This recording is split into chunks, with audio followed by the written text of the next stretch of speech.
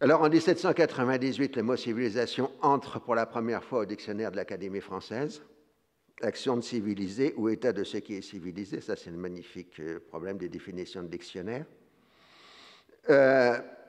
Mais surtout, il entre dans l'histoire le 4 Messidor-Ancis, 22 juin 1798, dans l'ordre du jour de général Bonaparte, à la veille du débarquement à Alexandrie. Soldats, vous allez entreprendre une conquête dont les effets sur la civilisation et le commerce du monde sont incalculables.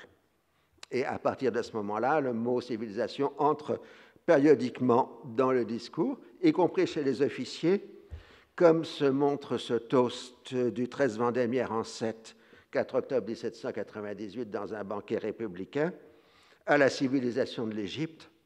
Nous donnons au monde le premier exemple d'un législateur conquérant. Jusqu'à nous, les vainqueurs avaient toujours adopté les lois des vaincus. Reportons sur eux le triomphe de la raison, plus difficile que celui des armes, et montre-nous autant supérieurs aux autres nations que Bonaparte l'est de Genghis, c'est-à-dire de Genghis Khan. Alors, je passe ensuite. Le mot civilisation est un mot-clé des idées napoléoniennes. Vous le trouvez périodiquement dans les déclarations impériales, par exemple au moment du blocus continental.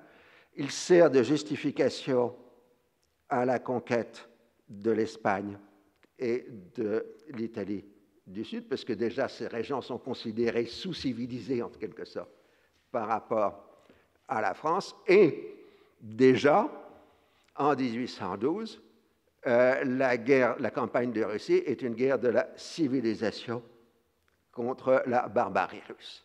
Et là, ça nous ramène à l'autre point essentiel, l'interrogation des Lumières sur la Russie.